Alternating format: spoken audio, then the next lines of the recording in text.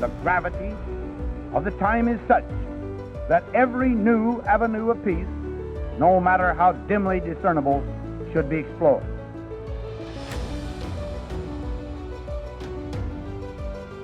Never before in history has so much hope for so many people been gathered together in a single organization.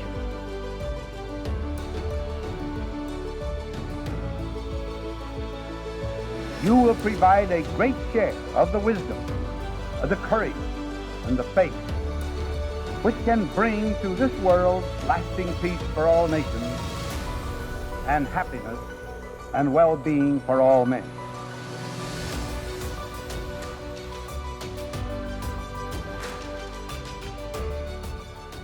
Andrew Daniels, I'm so glad that we finally got the chance to meet up in person after chatting for the last 6 months online. There's so much I want to talk to you about. Well, thank you for having me.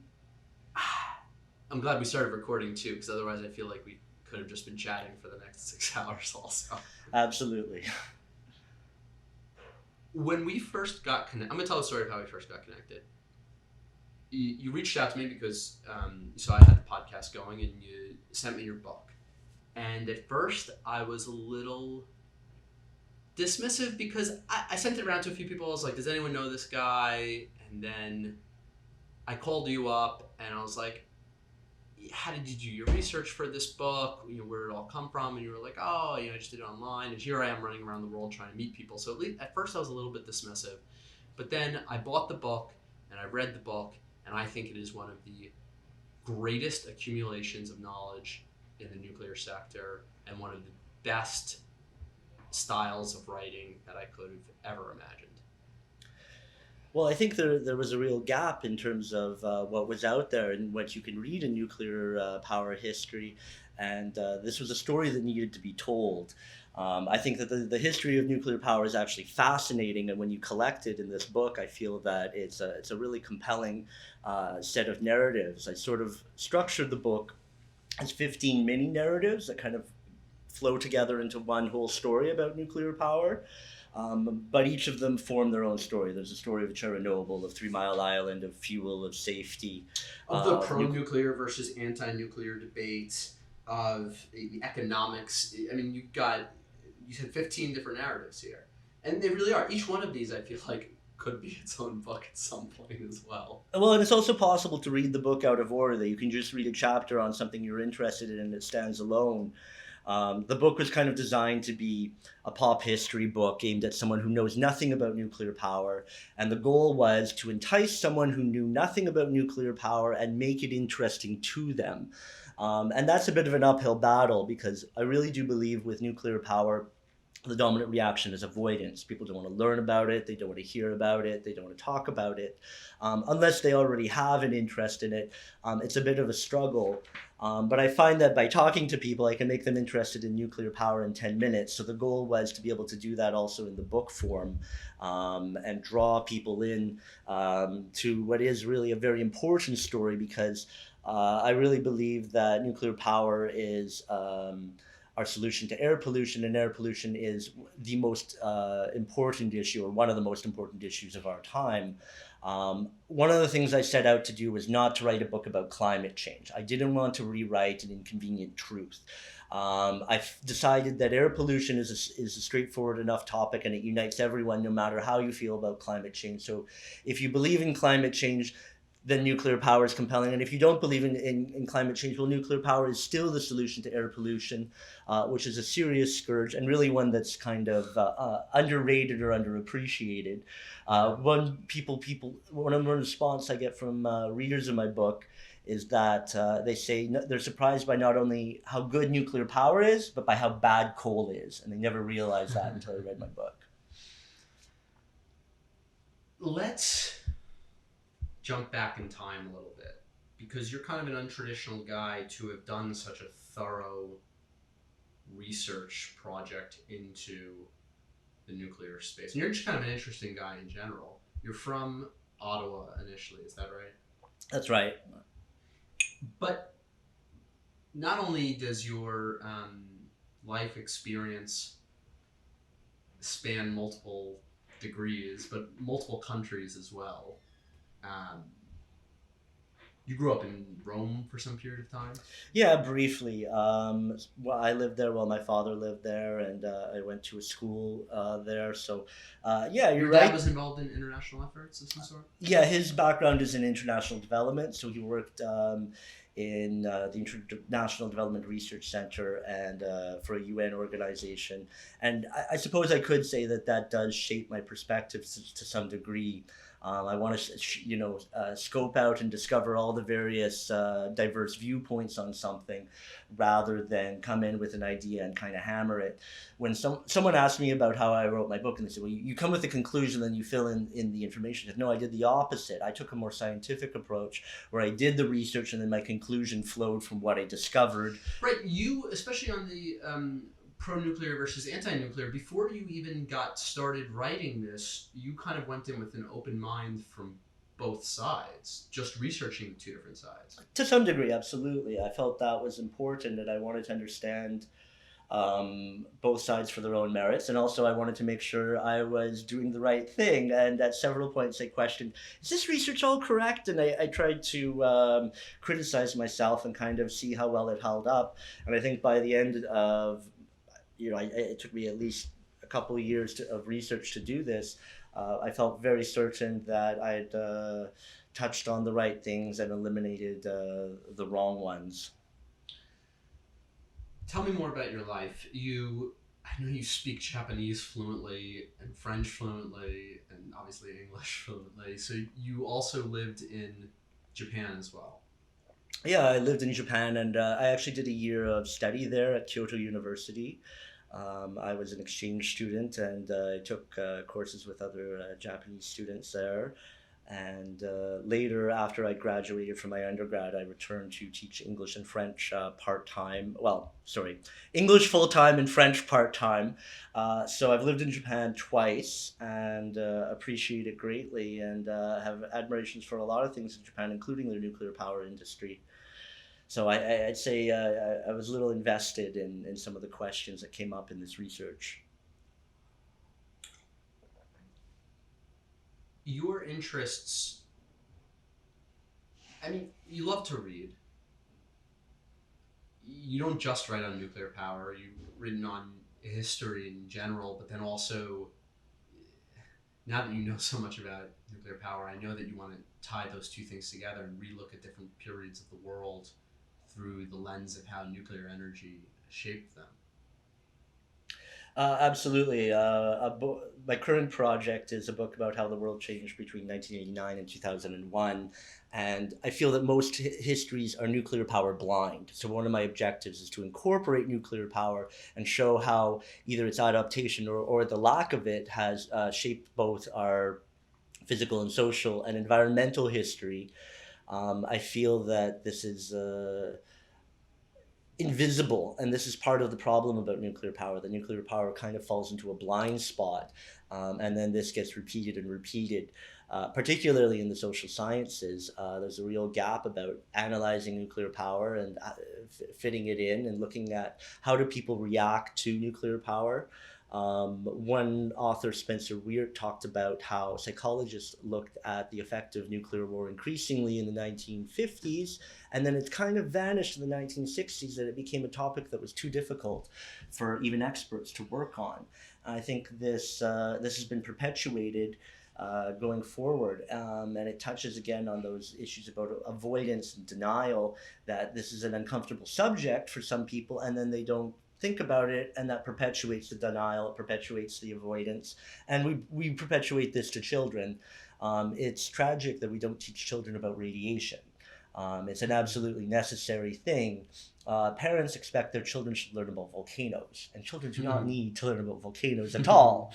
They need to know about radiation, because we get radiation from the sun above and the earth below, and you need it to make educated decisions in life. Right, you could even turn it into like an early health lesson on sunscreen and how you should apply sunscreen, and then translate that into, okay, well, let's talk about the sun, and then let's talk about radiation. And there could be a whole curriculum just on radiation that comes from that. Absolutely. It's a far more useful topic than magnetism, for example, which is something else kids learn about. And that's interesting and it's part of science, but radiation actually shapes us in more indirect ways. There are people who avoid medical imaging because of a fear of radiation. Oh no, I don't want to get an X-ray. And that's a terrible, terrible tragedy because there are serious dangers to avoiding X-rays, and the risk of an X-ray is fairly marginal. So you can make some really uneducated decisions. I also know someone whose parent decided they were afraid of doing radiation and chemotherapy, and I said, well, look, here's the data on what your survival is. Here's how it would extend your life, and here's how it improves your chances. And people don't think about radiation as primarily a life-saving tool. But radiation saved more lives than it had killed by the 1950s because radiotherapy is such a powerful tool for healing. But that's not the first thing people think of with radiation, and it ought to be. Radiation is crucial in medicine and industry. And we use fire as a crucial tool for cooking. Could you imagine if we never used fire because we were too afraid of using fire because of its dangers? That's a really good point. As I talk to a lot of things that come out of our conversations when we talk, I just realized that you've got a really good perspective across many facets of the content in your book. So it's not just that you're a historian and that you do the research, but obviously you're also thinking a lot about these and coming up with very unique arguments and conclusions based on the time that you put into that. I just wanted to call that out because I know there's a few other things that we're going to talk about today that you bring a unique perspective to the table. But I don't think that happens with everybody. I don't think everybody who gathers a lot of information necessarily kind of sits there and thinks on it and then over years kind of is able to put together arguments. Well, you're right, and I read a number of authors who sometimes had biased perspectives or were so driven by what they wanted to say that they ended up giving a misleading story, and I ended up being a heavy critic of other authors who I feel neglect one side or offer an unbalanced viewpoint. So I've always kind of struggled to not do that in my work. And I wish other authors could be as sufficiently broad-minded and critical to kind of end up with a better product in the end. But hey, everyone does what they can. And history is ostensibly supposed to be a kind of balanced viewpoint, but there is no such thing as something free of bias. That's kind of an abstract concept that exists in a vacuum. Everyone brings their perspective and everyone brings their own experiences to the table, and that's just the nature of how people are. But there are a few of those things that I wanted to call out. Actually, one of the things that you brought up to me, so you think about communication a lot. One of the things that you brought up to me was what the French do in terms of helping educate their public that's been successful, and I never heard that before. Well, of course, nuclear power is huge in France. It's the country that uses nuclear power for more than any other. And it also has higher rates of public acceptance. And so where does that come from? That comes from a public education campaign that they have encouraged people to go and visit nuclear power plants. So 6 million French citizens have visited nuclear power plants. And then they have gone out and talked to other people. So that's a huge number of people. It's a significant proportion of the population. And I can guarantee it's not the same in Canada or the United States. But that would be equally valuable in communicating some important things. French people actually were not inherently pro-nuclear. They used to have bizarre prejudices, thinking that nothing grew around nuclear power plants, and farmers thought if they had them there it was going to ruin their farms. And that prejudice had to simply be confronted by people going and visiting these plants, seeing none of these things are the case. And they actually became a point of pride. So regions would put nuclear power plants on their postcards because they were proud to have a nuclear power plant. Wow. And we just don't really see that anywhere else. Even where there is positive feelings about nuclear power plants, they're not necessarily considered a tourist destination. Come here and visit. So that does speak to a different attitude. Germans actually used to be famous for having higher rates of public acceptance of nuclear energy in the past. Among Europeans, they used to be quite welcoming to nuclear power, and that changed kind of overnight with Chernobyl. That now they've kind of become one of the most anti-nuclear people in Europe. Is that when it happened after Chernobyl? The public acceptance in Germany started shifting, and then Fukushima was kind of like the capstone that really sealed the deal. Absolutely, that was a massive public relations change in Germany. And it's particularly West Germans, because in 1986, East Germans heard a very different story from their government about what was going on. So West Germans shut down playgrounds. People were told, don't go let your children outside. Wow. They said, and they love playgrounds, especially in Berlin. Berlin's got like 4,000 awesome playgrounds. And in East Berlin, the larger section of Berlin, of course, children were playing, and it was in West Germany where there was a panic. And the West German media went on and on about this. There's been these stories about, is there radioactive contamination in boars or in mushrooms and so on. And of course, a detectable amount of radiation doesn't mean a dangerous amount of radiation. Right, because radiation is one of the easiest possible things to detect. And we can detect it at a much smaller fraction of when it's actually dangerous, but that's not how people feel, and that's really kind of the thing. People feel any amount of radiation is dangerous, and so any amount of radiation can inspire a panic. One of the things I'd shown in my book was how many newspaper articles there were for something relative to how many deaths. So, for example, with car deaths, there was a huge number of car deaths and some articles, and asphyxiation, a much smaller number of deaths, but still a significant number of articles relative to that. And then radiation, the number of deaths was 0. It was a very high number of articles, and it's strikingly discordant because radiation doesn't have to be lethal for it to be scary. It's so exotic that this is a bit of a trap that people never habituate to it. We never get used to radiation, and we never realize that it's always around us, that we don't need to be afraid of it. Its exoticism and the lack of accidents almost perpetuates the fear of it. So it's a kind of a bizarre contradiction that nuclear power has almost suffered from a lack of enough meltdowns for people to realize they're not that big a deal, that they're so rare that people fear them as being these exceptional, bizarre, and life-changing events. And that it makes 3 months of nonstop news coverage even when not a single person was harmed from radiation, like in Fukushima. Yeah, Fukushima was a real media circus where they kept saying, well, what's the worst possible scenario? Because they weren't interested in things being safe. That just wasn't very compelling.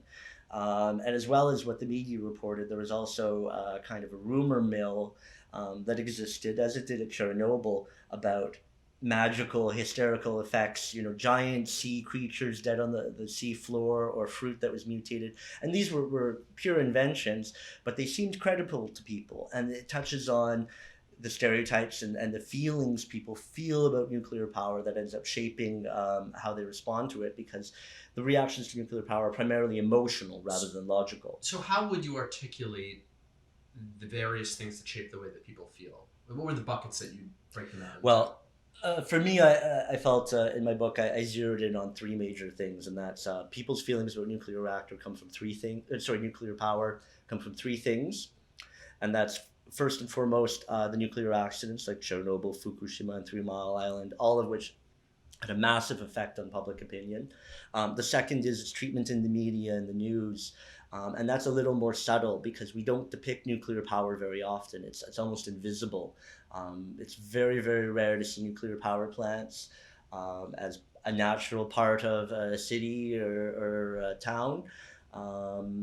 And then the third thing that I believe is also a massive effect is the perceived connection between nuclear power and nuclear weapons. And the two are really on entirely different technological tracks, but that doesn't matter because it's an emotional thing. And a lot of people have pointed out that the way that antipathy to nuclear weapons has been shepherded or promoted, ended up promoting a fear of nuclear power. And I think it was Geraldine Thomas who said that we set out to scare ourselves with nuclear weapons, and we ended up scaring ourselves with nuclear power in the end, which is absolutely true. There's something about nuclear weapons that's profoundly upsetting and profoundly scary, and it kind of bleeds out and affects other things, rationally or not. Another point that you've made to me, and we're going through the way that I'm structuring this conversation also is to just kind of like highlight some of the things that you've come to think after putting in all this research rather than going through the work in the book, which I would like to come back to a little bit, maybe in a little bit, just because I do want to point people towards how thoroughly you've analyzed this space from so many different sectors.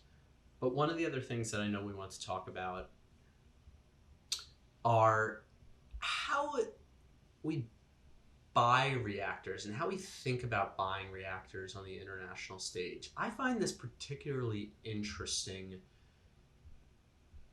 because despite the rhetoric, and I guess what a lot of people feel about, like your average person in the US might feel about the health of the industry, there's still a lot going on around the world in terms of new nuclear reactors being built. And, I was just in Finland and they were talking about how they bought, the Russian style reactor. And I thought that was interesting, especially given the history between the two countries, but also just the fact that there are vendors now around the world. There are vendors, the Koreans, the French, Chinese, the Russians, US. I mean, these are all active vendors. I would drop China from that list because yes, they have had one export order to Pakistan, but they aren't a true exporting nation yet. Yeah, so they're getting there. They're on their way. They're getting there. It's an inevitability, yeah. But they're not quite there yet. China's actually a really unusual case because they intended not to buy any foreign technology, and they have technology from 5 different countries. So what governments sometimes plan out and what ends up playing out can be 2 radically different things. I think Koreans have a fantastic export industry, and I think they're probably some of the top competitors. But what do you think more generally about how different countries view the purchasing of reactors versus home-built reactors? There's been a real tension there where nationalist sort of protectionism can come into play. Every country wanted to build their nuclear power industry and dominate the export trade, and that actually inhibited the export trade because you need to have a fair playing field, and you can't, if everyone's trying to privilege their own and not buy abroad, you end up with a distorted market. So they actually did a lot to kind of hinder the development of a more efficient industry that spans multiple countries, that depends on the best parts. Instead, there was picking champions, and the UK was probably the worst for this. So they tried to promote their own reactors and homegrown designs and homegrown companies who ended up producing some real inefficiencies. And France took the exact opposite perspective. Though they wanted to sponsor the French industry, they said, let's just take American designs, let's go with 3 designs, let's keep it simple. And whereas the UK built each plant entirely differently with entirely different fuel requirements, entirely different part requirements, in France you can move the parts around, you can move your labor around. And for proponents who believe small modular reactors are the key, I actually believe it's modular plants, that you need to copy the entire plant so that you can easily move your labor and parts around. And that's far more important than just the reactor, which is in reality a small portion of the entire cost of building a nuclear power plant, which some proponents tend to forget that, the turbines can cost as much as the reactor. So there can be sort of an inordinate focus on the wrong parts. And you touch upon that a little bit. You look at the economics and how they've shifted over time as well. What do you think about the different models that different countries have chosen, both in terms of how that they've decided to build out their fleets or not, and the various reactor types that they've chosen? It's an interesting question. There's kind of a lot of different dimensions you're touching on there. First of all, I got to return to the point that nationalist preoccupations kind of dictate a lot of elements of this. So we don't actually see that many fair competitions for export orders. You can tell which reactors, in my opinion, are really best because they perform better in export competitions, where you actually have a real choice. But rarely, and certainly in the past, this hasn't been the case, that there's been a fair competition. There's been almost an a priori decision about what's going to happen. You touched on Finland, and the reason why Finland chose Soviet reactors has to do with the Soviet trade system, because they needed to have an export order to cover all of their imports, so they would constantly push exports on their trade partners so that they had something to trade. So the real reason the Finnish took it is because the Soviets had to give them something for all the things they were importing. Soviets didn't have real trade. They kind of had an imaginary barter trade with imaginary currency, so they had to make things level out. Now we're in an entirely different world where we trade with mostly convertible currencies, and we're moving more and more to the ideal of companies getting to put their orders forward, but we still end up with a warped market. So in the UK, they're talking about 3 different nuclear power projects, and they're all being driven by the reactor designers and promoters. So rather than kind of a purchaser deciding which reactor they want, the companies are saying, I'm going to invest in a plant so that they'll buy my reactor. So the UK is, considering 3 possible options rather than 3 of the same, which is really the way that they ought to go. So there's a tragedy to competition as well, because really what you do want is to have the same thing. We kind of take it as a given that competition always makes things cheaper, but with nuclear power, actually using the same again and again and again is in many ways a cheaper and better option. Developing the same site makes things cheaper, and using the same reactor type makes things cheaper. And I believe actually it's cost that is maybe the most important factor in nuclear power construction. Not safety, not fuel efficiency, not waste issues. It's cost, and really cost and nothing else. This is what drives the success, the failure of the industry. And governments do play into this by over-regulating or regulating out of proportion to safety issues, which is essentially all of them. In the very early history of nuclear power, a UK government official looked at how much was spent on safety and looked at the safety conditions and said, well, we should just drastically reduce what we spend on safety. And all the end users said, no, that's heresy, that's terrible. Wait, so walk me through that a little bit.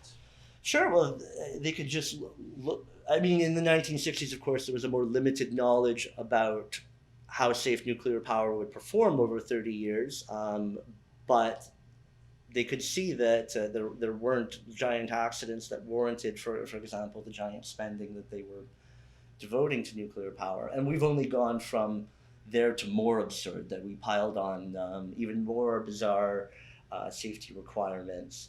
I kind of think it's absurd how some of the Generation 3 reactors are striving for even more backup systems and even more spending on safety. And I tend to think, aren't these just going to make it much less economic? And when you look at the EPR and how it can be over budget and over schedule. Yeah, beyond, it's a result of some of those irrational safety decisions. But the industry doesn't see them as irrational. Their argument, and God bless them, they say, listen, we want to make people safe. Like, that's what, like, my job is to make people safe. That is my job. And they take great pride in that. So they don't see that as a problem. How would you respond to that? Well, I think there's also part of that is not just the way they want to see themselves, but how they want to be seen, that they don't want to be seen as a dangerous industry. So they're catering to these fears by saying, we'll make things ever safer. And the myth is that if they make the reactor safe enough, everyone will be convinced. Unfortunately, this is completely disconnected from reality, and you end up with what I call the safety trap, that the safer you make it, the more convinced people are that it's truly dangerous. However, for nuclear power plants to say we're safe enough, we're not going to go any farther, that's a difficult thing for some people to accept psychologically, and I think you're right that a lot of the industry want to strive for ever safer, even if that kind of harms their industry in the end. But if it harms their industry, it also harms the public's health too, because a replacement for a nuclear power plant that's not built is another source of energy that is built, and every other source of energy is less safe, including solar and wind, for various reasons we could get into. But it's going to be coal that replaces it in many cases if it's not built, or natural gas or something like that. But those are really dangerous. Those really those like blow people up, and those smog people to death. Yeah, it's a hard thing for people to really wrap their heads around, that a nuclear power plant that melts down is safer than a fossil fuel plant operating correctly. And that's just kind of a striking thing that kind of cuts to the heart of it. Fossil fuel plants are always dirty, always dangerous, and there is no such thing as clean coal. And that's a real myth. They're limited in some aspects, but they're still fundamentally massively dangerous. But the industry's response to that would be, well, we don't need to make ourselves less safe and thus cheaper. We just need to make those other industries more safe. How does that work? Well, I think there is no way to truly make any of these industries as safe as nuclear power is, simply because nuclear power is safe on kind of another level. That it's not possible for these other technologies to approach. Hydro is one that's, of course, much more dangerous. A dam that breaks is quite dangerous to any settlements nearby. And we just saw that in Laos. Yeah. I mean, so it's not that we're not talking about old hydro dams collapsing, whereas like remember in China there was like thousands of people who died. We're not talking about something from like 30-40 years ago that they didn't have the right civil engineering technology. We talk about something like last week killed people from hydro. It's not even a question of good or bad civil engineering. It's just that inherently a large amount of water is a danger that can be much more dangerous than a nuclear power plant that melts down. And you're right, it still happens all the time. In fact, at Fukushima, a dam broke and killed someone, and people don't remember that. Everyone in the world remembers Fukushima and imagines that it was dangerous. So there's a double thing that comes into play, and what it is that people understand what a dam is. They don't understand what a reactor is. It seems like magic to them. It seems like, it's massively dangerous. It's a little, small seed of destruction. And if that were true, we ought to be betting nuclear power, but it's absolutely a fantasy and not borne out by history. I didn't set out to write a pro-nuclear history. I actually really believe that when you take an objective look at the history of nuclear power, you can only come down on one side. It's simply not really possible to believe the anti-nuclear narrative based on what we've actually observed.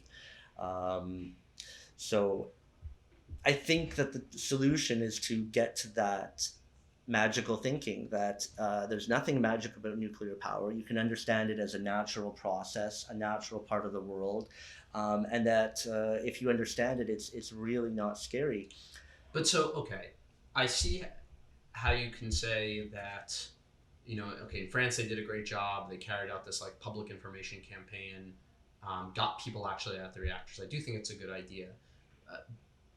But I feel like that might take a long time. We don't actually have that long a time. And you're not going to get every American to visit reactors even in the next 10 or 20 years. And certainly countries that don't have it, how are they going to see reactors? So what do you do to get out of this? I mean, this double thing? I mean, I actually don't feel so cynical that it's hard to change people's opinions. We actually live in an information-rich world that's unparalleled in our history. It's actually possible to change people's opinions overnight. Just as Fukushima changed people's opinions quite quickly, it's also possible for us to change people's opinions about nuclear power by the end of this year. If it was all over the news, if it was all people were reading about it, people are assimilating a massive amount of information, and people read more than ever before in many ways. But you have to compete for information with all of the other millions of things that are out there. I mean, it's hard to even, like, if I wanted to talk to someone even about, let's not say about nuclear, let's just talk about, I don't know, something else that's interesting to me, like motorcycles. I have to first compete with whatever Trump did yesterday in terms of just getting their attention. That's always going to be the case. There's never going to be a clear field. But is it possible? It absolutely is. There is this book called Data Smog that sort of says we respond to more and more information being available by shutting down more sort of accesses to this information that in order to get anything done, we focus on things and cut everything else out. So it does mean that you have to compete, but is it possible? Absolutely. So I think it's about being compelling. It's about, as you say, competing against what Trump said. And I think some people would rather hear about nuclear power than hear about Trump some days. So it can be done. And it's almost a matter of crafting the most interesting messages that if there's, I don't know how many million videos on YouTube, if you could make 5 that people think are fantastic and over the top amazing, they'll get shared. And we don't need everybody to know, but if for example, you change the mind of 5 million Americans, 15 million Americans, they would influence others and it would be talked about more and more. So I actually believe that you actually kind of need a bit of a small seed of people who are passionate about this and willing to talk about it that can change the masses. By and large, people aren't anti-nuclear. Most people that are pro-nuclear most of the time, except when we ask them the year of an accident or the year after an accident. Those are the times when you see anti-nuclear attention surge. And outside of that, people are generally for it, but they don't imagine that's the case. If you ask people, are you pro-nuclear or anti-nuclear, a majority will say I'm pro-nuclear, but then a majority will also say, I think most people are anti-nuclear. So that's another trap. Mm-hmm. Actually, that's a trap that I think people fall into across, let's say, like the waste subject. Mm-hmm. I talk to a lot of nuclear people, and when we chat about the waste and how much they want to spend on Yucca Mountain, and well, why even spend it? I try to get to that core question with a lot of people, and they say, it's once again, they say it's not dangerous. And then I'm like, well, why do we have to do something about it right now? Why do we have to spend $100 billion on a repository when it's already in 100-year casks that are, that you just told me a train could run into them and nobody would get hurt and they'll be there for 100 years. And God knows what technology and our resources will be like 100 years from now. But fundamentally, I ask them, I keep boiling. I say, why do we need to do something about it? And then their answer is, well, because the final answer is, the public wants us to do something about it. And so, God damn it, I'm going to build a repository to satisfy the public. But I almost wonder if that's true, or if it's one of the mythologies within the industry that the public is demanding this repository, when it's in fact the experts saying we need to build the repository.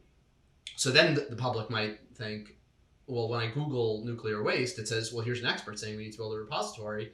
And then they say something, and then the expert looks back at that as proof, and you've come with this vicious circle. Everyone thinks we need to build a repository. When I keep boiling down, why, the real experts say, well, we don't really need to. Yeah. No, you touched on a really important point. There's an imagination about what the public demands or what's needed, and it doesn't necessarily match up. I actually think the public, for the most part, doesn't give two figs whether the repository is built or not. I think it's the nuclear industry that cares about it more, and justifiably so, because they paid for these repositories and it hasn't been built. But I also agree that there is no alarming crisis if we don't. But as far as imagining what the public is, this is particularly a trap for politicians. And I'm going to read a quote just because it's so relevant. There's little evidence that the populations at large in most developed countries are committedly anti-nuclear. Despite the heated and acrimonious nature of the debate, most stakeholders seem to take a more balanced view of the issues. Politicians mistake the heat of the debate for major public disquiet. And this is Malcolm Grimston, someone who I have a lot of respect for. I love that guy. I just flew out to London to interview him as well. Yeah. And he really touches on the point with a knife. It's that politicians imagine that there is a constituency around this, and as I say, people really don't care. So I really think the decision should be made by technocrats to a certain degree, people who have expertise in the subject, and can make a balanced decision based on the information ahead of them, rather than a political decision. In France, there tends to be a notion that you should, do technocratic government. So when the government came up with a plan, we're going to cut nuclear power down from 75% to 50%, they consulted a panel of experts, said this is not possible. You can't do what you think you can do just by replacing this with renewable energy, and rejected the government's plan. And Wow. that is the way we should do things to some degree. Of course, we have political leadership, but you have to defer to the realities of science and the realities of what's possible. And politics is supposedly the art of the possible, but there's a gap there sometimes. So imagining what the public wants and catering to that can end up with some pretty warped results, and politics is something that can heavily interfere in nuclear power's development. Politicians, for example, will champion a nuclear power project, and then someone will come in to challenge them for the government and oppose it, and most of the voters don't care either way, but here's something that this person can use as a wedge issue to drive some supporters away from the previous person, and no one will be rewarded for perpetuating the project, but a tiny number will flock to the opposition candidate for promising to scrap it. So we end up with a lot of times where we kind of plan a reactor and then stop it, sometimes for absurd political reasons. And sometimes, again, it's just the perception of politics. So in Oregon, a plan underwent a referendum, should nuclear power continue? They won the referendum. They had a second referendum. They won the second referendum, but it cost a little bit more. Wait, you can do 2 referendums? Nuclear power does multiple referendums. Why doesn't Brexit do 2 referendums Well, then? there's a lot of people asking that. But yeah, nuclear power... I thought a referendum was one and done. But people put it back on the ballot, so nuclear power can win every referendum, but all it needs to do is lose one, and then it's out. So what actually happened, I believe, in Oregon was that they decided to call it quits when a third referendum was in the offing, and even though they won the previous 2, they said, we're not going to keep fighting this. Wow. So that's kind of the tortured way that activism and politics can work in these twisted ways. I certainly believe that anti-nuclear activists may mean well and believe they're helping the environment, but I think it's they're counterproductive, and they're working against their environment. And there's no Green Party really that supports nuclear power, even though they really ought to. Except in Helsinki, the local Green Party in Helsinki, although they don't fully support it, the people there do support it, and they're going to turn it around. That's the hope. Yeah, I've heard actually about this Finnish Green Party, and I've heard both that they're pro and anti-nuclear from Finnish people. Atte Hartinen, he's the guy you got to talk to. He's the local Green Party candidate who's totally pro-nuclear. And he wrote that book, right? Climate Campbell, is that him? Am I thinking of someone else, perhaps? Maybe I confused the wrong first name and the wrong last name. Rauli Partinen. Yes. Was the author of Climate Campbell. Atte is the local politician in Helsinki. There you go. Yeah. Perfect. So one other thing I wanted to just mention was some of the things that I found was surprising in my research. So one of the things I'd always understood was how Canada had sort of supported India's nuclear power program by granting it this reactor, and I actually found that was sort of not the case when I did the research, or that the role was much less than people often assumed. The Soviet Union had helped them, and that was sort of an under-recognized aspect of that story. But there was a lot of sort of surprising tidbits I found out about Chernobyl, about 3 Mile Island, that only some authors talked about, and by reading very widely, I was able to get a more complete history. So what do you do when you come across several sources with conflicting information, specifically in this sector? How do you actually decide what's right? I read more. I read more until I'm sure about one side or another. But how is it? Is it just that you find more sources for one side or another, or is it that you think about the sources and one makes more logical sense given everything else you know about human society and other historical facts. Of course, I have to use my judgment in evaluating sources. And you look at the sources as a whole. How reliable is this author on many things? Where does their research come from? There's one author I won't mention who I feel is not a real historian, who includes a lot of anecdotal evidence. So he sort of talks to someone and then he includes it. And I go, well, that's neat, but I don't know that that's true. Just because you talk to someone who thinks that, you shouldn't really necessarily include this. That's not really good history. The writer who's called the father of history, Herodotus, is also called the father of lies because he just wrote down whatever people told him. So he wrote about, oh yeah, there's giant ants over here. Well, someone told me, so it must be true. And he didn't sort of critically assess the information he got.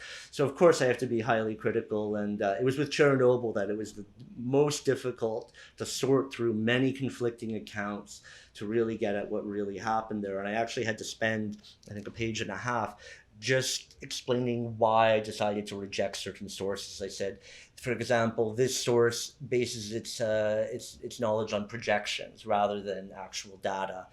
This source is biased for this reason, because Chernobyl is one of the most controversial points, and it's there are people who still refuse to accept that it didn't kill thousands or hundreds of thousands of people, and I'm like, the history doesn't bear that out, and they're unconvinced. They're really hard to persuade on this point. There's some environmental groups that I think still hold that Chernobyl killed 1 million people. Not environmental groups. I think that's actually just that one woman. Oh, just an NGO of some sort, or what was it? No, Dr. Helen Caldecott. And let's not get her any airtime. That's a little bit of a diversion, but she's basically alone in making that claim, and she relies on a terrible source that's a discredited source. More common are groups, for example, in Europe that. When a report came out saying Chernobyl was not that dangerous, the Green parties and some other groups in Europe decided to come up with a counter report and said, oh, actually, it was much, much worse. And again, it's based on their projections and also using a model of radiation damage that doesn't really reflect what we see in reality. I'm sure a lot of people are familiar with the low or linear no threshold theory of radiation damage, and nuclear people are familiar with that. The general public probably doesn't know what that is. So let's just take actually 1 second to explain. Sure. Well, the idea is that a low amount of radiation damage will scale directly with a higher amount. So if the radiation is 1/10 of the amounts, is 1/10 as dangerous. But this doesn't bear out in what we see. So for example, if you get 100 millisieverts of radiation, which is an amount of radiation that would be a high amount you wouldn't encounter in regular life, but perhaps at a nuclear accident. This is all at one time you're talking about. All at one time. Your cancer risk will increase by 0.1%. Now, if you take a radiation dose that's 10 times higher, your cancer risk is 5% increase over your lifetime. So that's actually an increase of 50 times. So that actually shows that the linear relationship doesn't really bear out. And that 100 millisievert mark actually is important because under 100 millisieverts, like 99 millisievert, we have no scientific evidence whatsoever that it hurts you in any way. Right. And this is an important point because we actually believe that at low levels of radiation, we have cellular defenses that kick in, and this actually reduces the damage from the radiation. It might actually stimulate an immune response that makes you healthier at the end of the day. What it is that your cells remove mutated and aberrant cells more quickly. Which, by the way, when it comes to biology, this happens all of the time. You put stress on the body, and I was just learning about this, that early bone growth is dependent on you putting stress on those bones, and then the body knows to make those bones stronger. Mm-hmm. But this happens throughout biology. All sorts of little things that you might think of that hurt you in large doses, when in small doses, they actually provoke an immune response that makes you healthier overall. Absolutely. The way we build up our muscles is by destroying muscle tissue, and our body rebuilds better muscle tissue. With radiation, this is... I will accept that this is an area that we still have a poor understanding about. We do have a good knowledge about radiation. Early on, we adopted this LNT model of radiation damage, assuming that we don't know enough about radiation and we need to use the precautionary principle. So we must use the most conservative model. However, this has been decades, and we actually have enough of an understanding about radiation to know that that model isn't an accurate model, and we shouldn't be using such a conservative model. And perhaps using this conservative model causes way more harm than it helps. But this is a difficult thing to overturn. It causes way more harm than helps. Can you articulate in what ways? Certainly, obviously, in the avoidance of nuclear power. Overestimating the damage of radiation creates, as you say, inordinate attention to safety that's not warranted by actual improvements. There's an idea for nuclear power plants in as low as reasonably achievable, called a LARA, that every nuclear power plant should be trying to reduce their emissions steadily. So they consider this one of their marks of success. Did we reduce our radiation emissions year after year after year? The thing is they're already so low that they're not making an impact, and nuclear power plants are sometimes spending money and effort to improve on a metric that isn't actually of real benefit. And so if you spend the money and thus make nuclear more expensive, when it has to compete in a marketplace with other sources, it becomes less likely that you will use it. And thus the continuous negative health effects, let's say from coal or replacement, cause more damage to the public at large. Yep, absolutely. And we don't actually look at coal and say you should reduce your radiation emissions, because coal, living next to a coal plant, you'll get a higher radiation dose than near a nuclear power plant. So there's a double think there too, that we're expecting radiation should be reduced in one aspect and not in the other. So we hold nuclear power up to an unreasonable standard, one that isn't held up throughout the industry, the energy industry. If we had consistency, for example, nuclear power kind of looks a lot better. If we expected coal to keep its safety level to the level of nuclear power, well, coal would be gone overnight. Even solar, I think, would be, or renewables in general, I think couldn't compete economically if they were held to the same standard as nuclear. Because every now and then, people fall off roofs when they install solar. People electrocute themselves when they install solar. There's actually a death rate associated with it. That you could mitigate those things. You could say, listen, for every solar installation, you need 3 extra people. They need to be harnessed to each other. You need to put this special device, that is a crane that sits over the house to make sure nobody can slip and nobody can fall. You could do that, and then solar would become 5 times more expensive to install, and it wouldn't be economically viable. No, it is hypocrisy not to hold them to the same standard. Probably one of the less understood risks of solar panels is in their manufacturing. Yeah. Nuclear fuel is thought to be so dangerous, but as far as I know, no one's ever been hurt in the manufacture of nuclear fuel, even in situations where there's not the highest standards of safety. Whereas solar panel production, there's hydrogen explosions that decapitate workers. So over a 10-year period, 10 workers died, and there's nobody who's sort of recognizing that that's a risk. If there was 10 people dying in a nuclear fuel rod production, I can guarantee it would be a massive news story. So it again touches on how we feel about things, that people feel solar is safe.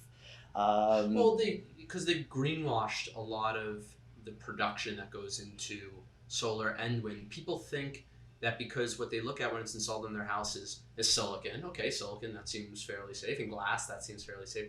They don't realize the 1,000 different chemicals and solvents that went into refining those materials in another country and were just dumped into a stream and poisoned the village downstream of it. Solar waste is a huge problem. That's not even the waste, that's the input. But then the solar waste then is another problem, because a lot of what happens is then it's shipped with other e-waste to places like India, set on fire, and then children have to pick through these e-waste rubble heaps to get the precious metals out. But then also you have all those gases that went and poisoned towns downwind of it. It drives me crazy when people talk about spent fuel as a waste problem, and I'm like, no, it's solar that's bad. Solar produces a massive volume of waste, greater amount of hazardous waste than nuclear power, and it's not well managed. Solar's producing more waste and less power. So how is this environmentally beneficial? More waste, less power, and also more carbon. More carbon, absolutely, and waste land. This is actually one of nuclear power's greatest virtues, is that it is land sparing. So wind, solar, hydro are land wasteful, okay? Preserving the wilderness as it is, preserving waterways is a worthy goal in itself. And hydro, for example, they have to flood large amounts of land. The amount of land that the world's surface is covered by hydro dams is half the surface area of Italy. And this is always environmentally sensitive land, land that we'd be better off leaving intact because they're highly active ecosystems and has ripple effects in other ecosystems. So in part of your book, you actually touch upon, you do a little comparison of the various energy sources judged by input product, judged by carbon, so on and so forth. I know that you plan to expand on this. Can you talk a little bit about what your goals are there? Well, I've thought about turning that into a book in itself because I think there's a lot of people who would love to read that comparison and I think you need to, and can I tell you why? Mm-hmm. The coal and or the fossil industry isn't going to really go and attack solar and wind and do that comparison. So they're not going to fund that comparison. Obviously, the solar and the wind people won't fund that comparison either because it'll hurt their perception. And the nuclear people won't do it either because, and listen, the nuclear industry wants to say all of the above, let's work with solar and wind. And I get it, you don't want to make any more enemies. I get it, and I support them in publicly making that. But that also means nobody is really funding and doing the deep, hard research to look at the entire life cycle analysis of these other energy sources. Sure, I want to attack one of your presumptions in that question. So when you're saying coal or solar is going to fund a comparison, I mean, there is certainly industry-funded things. But for example, when I wrote this book, I got no money from the nuclear industry. I was not... right. The industry was not putting their viewpoint forth. So I kind of attack the notion that things won't be said unless the industry says it. I actually think the industry, for the most part, doesn't say things. And that's why we need you to do it because, right, I didn't mean to say... No, it's a fair presumption, but it's just something that people take as a given. It takes a lot... the work that you're putting in takes a tremendous amount of dedication and time. And so I just feel like if it's not well funded, it's probably not going to happen, and that's why we need people like you who are willing to do it even without the giant funding mechanism. Or with the funding down the line, and that I hope that people will buy the book. I think that book would have a broader appeal because it's not a nuclear power book. There's a lot of the number of people who are saying I'm concerned about energy and climate change and air pollution is a much larger group than those who say I want to read a book on nuclear power. And please include the life cycle analysis of batteries as well, because back of the napkin calculations show that if you were to couple solar with batteries across the lifetime of the solar panel, so not just the first set of batteries, but the batteries that you have to replace them with after 1,000 cycles, then those batteries, and those batteries, and those batteries, all of a sudden your carbon footprint of solar plus batteries can actually be worse than combined cycle natural gas. Absolutely. Solar is not a great option, and what people imagine sort of renewables to be is really what fission is. It's the clean, it's safe, it's unlimited.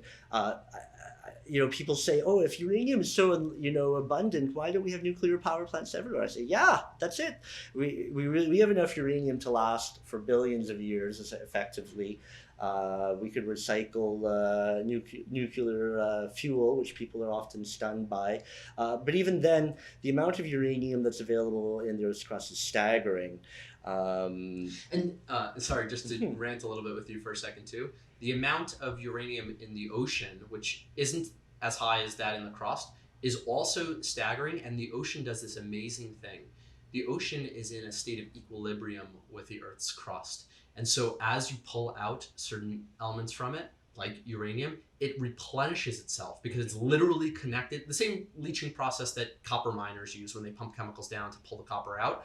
The ocean is naturally doing that with the Earth's crust with uranium. And so the more uranium that you pull out, it'll just find its equilibrium and it'll always be there. So potentially you don't even need to mine uranium to get it. That's true. If mining seawater was a good way to get uranium, then that would be an option. And proponents of that, I say, that's nice, but it's actually absurd because there is so much uranium in the crust and it's so easily available.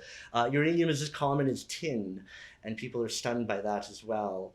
And so some proponents believe, oh, we should be using thorium. It's more abundant. I see that may be true, but there's no shortage of uranium. And actually, there's never been a shortage of uranium. When I analyzed the uranium market in my book, it's characterized by oversupply and inadequate demand. So there's never been a time where we thought uranium was scarce or, super rare. That was a very short-lived perspective. I actually think it's absurd when people get upset about, oh, this uranium was sold to so-and-so to Russia and da-da-da. I'm like, it's not a sensitive thing. There's uranium everywhere. It's way more common than people think.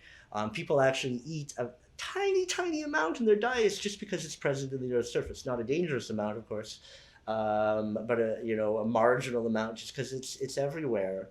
There are places. Right, we're talking like 5 micrograms a year or something like that. Yeah, I can check what it is. Two nanograms or something. It's a minuscule marginal amounts. You actually, I believe, the more common way you might get uranium into your system is actually probably through smoking, because I think that sometimes it's present there too. So I think that comes in more. But either way, it is around us all the time, and there are places that have higher radiation levels simply because of the thorium or uranium that's present in the minerals nearby.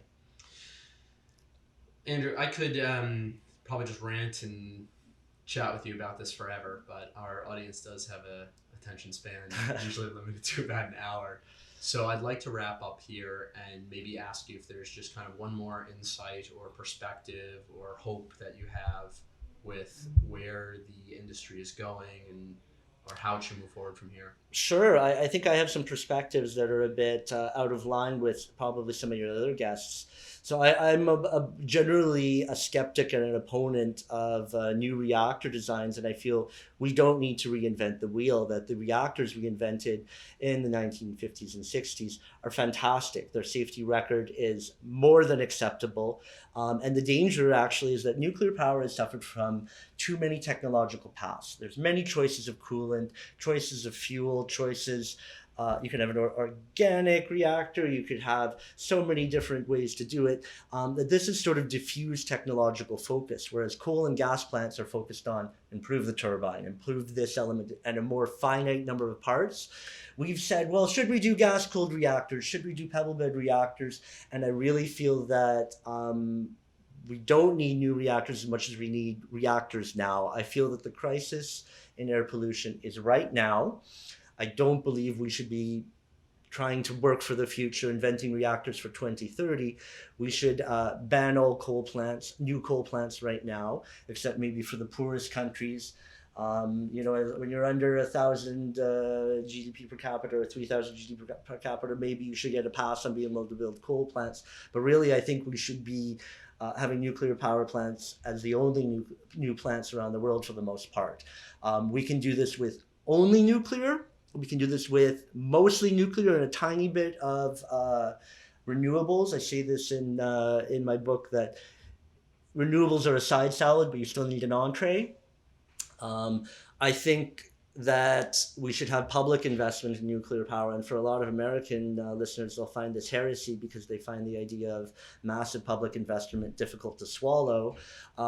So I believe that the private sector can have a role, but if the private sector is unwilling or unable to step up, then the public sector should step in and fill in gaps that the private sector is failing to do so.